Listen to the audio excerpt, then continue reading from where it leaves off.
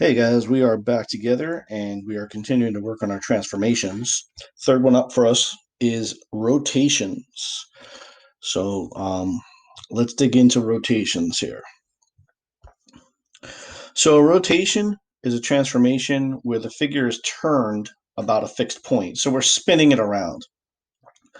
Um, Now, what we're working on is the center of the rotation being the origin of the graph rather than the center of the shape or the figure. We're considering the entire coordinate plane to be our figure, and we are rotating it around the origin. So one thing I always try to tell my students for visualizing, graph the original, put your pencil point on the origin of the graph paper, on the origin, and turn the entire piece of paper under your pencil. That's what we're doing. We're not just spinning the shape. In today's work, we're not rotating it around any random point. We are very specifically rotating the entire coordinate plane. Okay. Now, this video, as I've given you guys in the past, this is a video by Mashup Math on YouTube, and it is excellent in the sense um, how they animate the rotation so that you can really visualize it in a way that you can't do on a static screen. So props to them. And again, there's many others. There's other good ones. This is just one that I thought was fairly simple to understand, very straightforward in their explanation, and simple animation so that you can see what is happening in a rotation. And I definitely suggest folks go watch that video again or for the first time as needed, whatever the case might be. Now they show you all six rotations, six basic rotations, clockwise and counterclockwise, 90 degrees, 180 degrees, 270 degrees. So in chunks of 90. Of course, 360 would put us back to the original figure. So this figure, this is a screenshot. Well, it's from a geometry textbook, and it shows us the basic rules of rotation. Now, again, in the video, they showed you six different rotations, and I'm going to show you those six the way it fits here. First of all, we've got clockwise and counterclockwise. So positive degree is counterclockwise. So there's a few things that we have to understand. Positive rotation is counterclockwise, opposite the clock. Counterclockwise. It's a big word. So counterclockwise.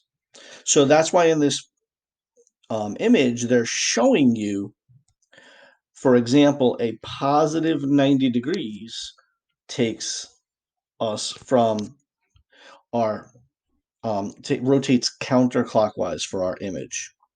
And they're giving us the rule.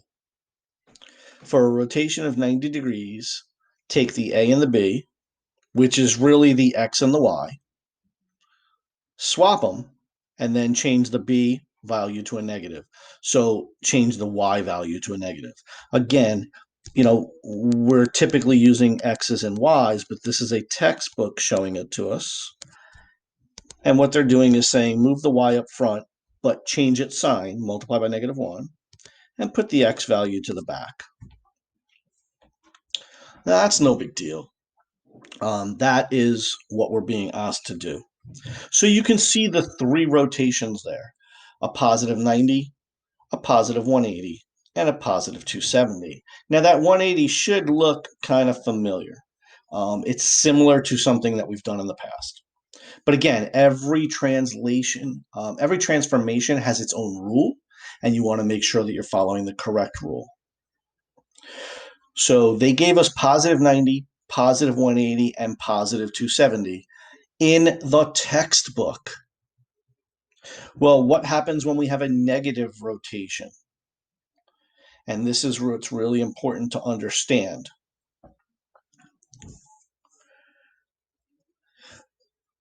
A negative rotation is clockwise, but a negative 90 is the same as a positive 270.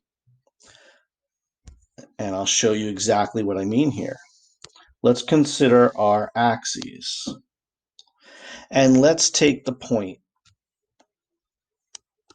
A. Well, a positive rotation would bring us here.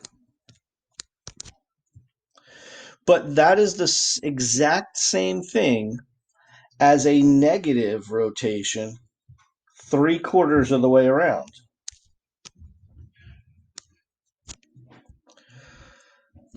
So again, we want to clarify here, a positive 90-degree rotation is the same as a negative 270-degree rotation. So do we really need two different rules for the same thing? Well, maybe. I guess it depends on the individual.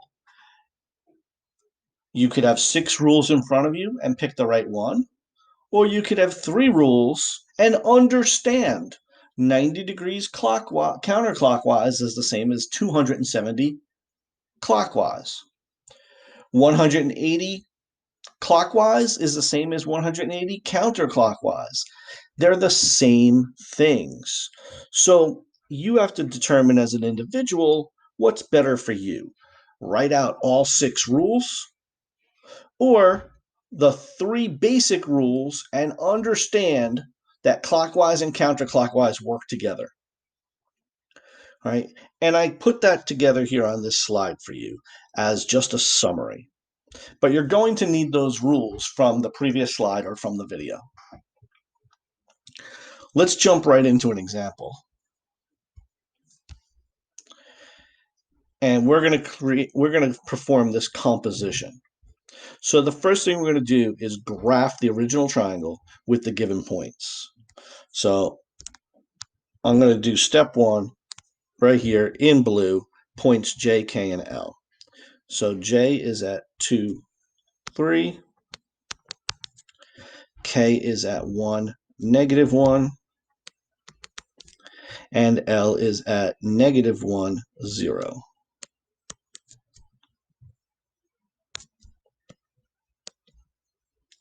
So there's our first triangle. We're going to do our second step. I'm going to put my second step in green. And I'm just going to do the work right here. It says take your original point, subtract 4 from the x, subtract 4 from the y. So that means J prime. We've been working on our translations. So 2 minus 4 is -2. 3 minus 4 is -1. The entire triangle is sliding 4 to the left and 4 down. So I'm just going to find my K prime, 1 minus 4, and -1 minus 4. And my L prime. So -1 minus 4 and 0 minus 4. So now I can plot my points. J prime is -2, -1.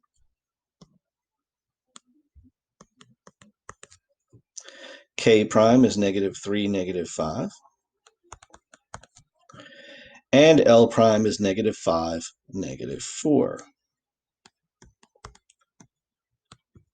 And as expected, we have congruent triangles. The second one is just slid left and down. Well, now we have to do our final step of the composition, which says a rotation of positive 270.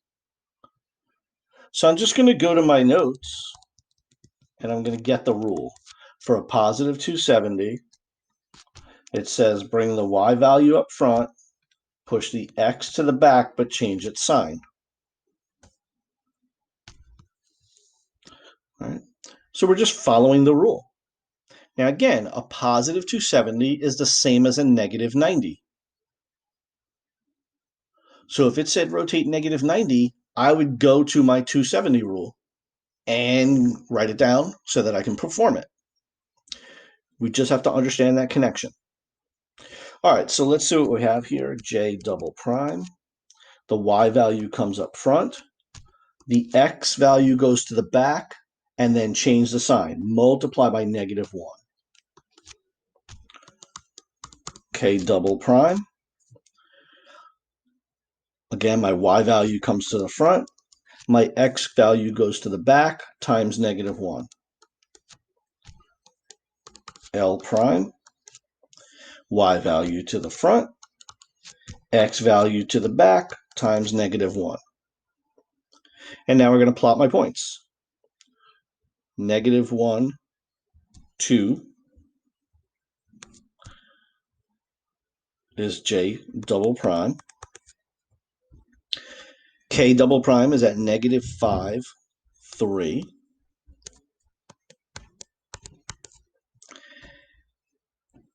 And L double prime is at negative 4, 5.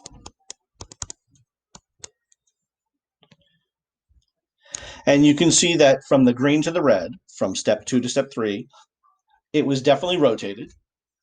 And you can achieve the same result by putting your pencil point on the origin and turning your paper either counterclockwise 3/4 of the way, 270 degrees, or clockwise 1/4 of a turn, meaning 90 degrees in the negative 90, meaning in the clockwise direction. And you can visualize where this triangle is going to end up. Again, we have our rules, we can simply follow them. Now, the other thing that we talk about in this section of rotation is the idea of rotational symmetry. Rotational symmetry means how many times can we turn a figure around its center. So we're not on the coordinate plane now. We're just saying how many times can we turn this figure around its center and it land back on itself. Now, there's another way to say that. How many lines of symmetry does the figure have? So the way we get rotational symmetry, and we can certainly make a little formula out of this. There's 360 degrees in a circle, in a full rotation, and we're going to divide by the number of lines of symmetry.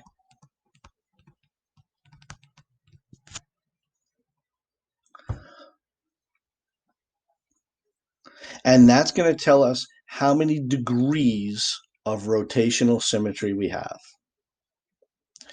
So let's look at an example here. The rectangle, the answer is 180 degrees. Well, how many lines of symmetry does it have? We have one line of symmetry, and we have two lines of symmetry. So 360 divided by 2 equals 180 degrees of rotational symmetry. Meaning every 180 degrees, the figure lands right back on itself. If we look at a square, we have 1 and 2, but then we've got the diagonal lines of symmetry, 1 and 2. So 4 lines of symmetry. 360 divided by 4 tells us 90. So every 90 degrees, we have rotational symmetry.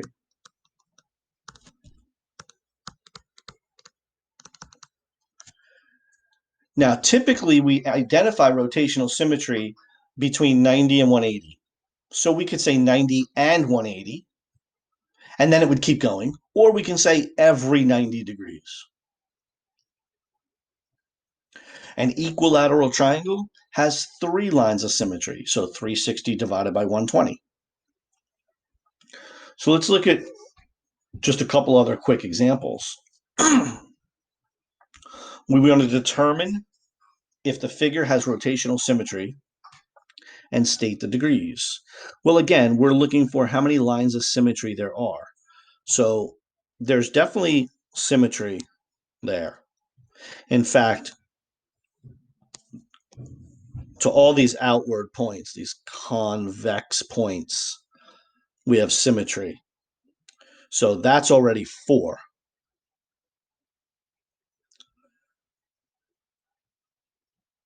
Now we also have lines of symmetry to these concave points.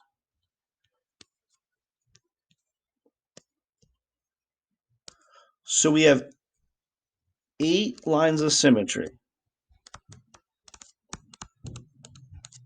So 360 divided by 8 is 45 degrees.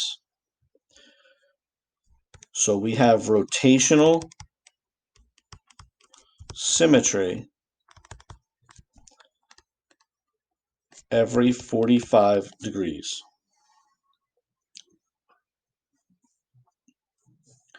If we look at our last figure here,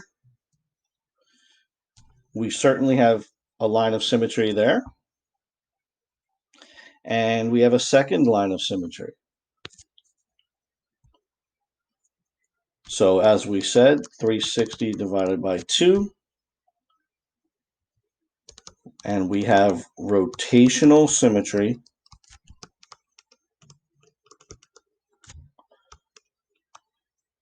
every 180 degrees.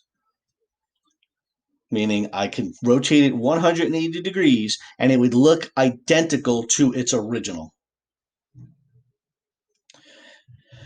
And those are our rotations.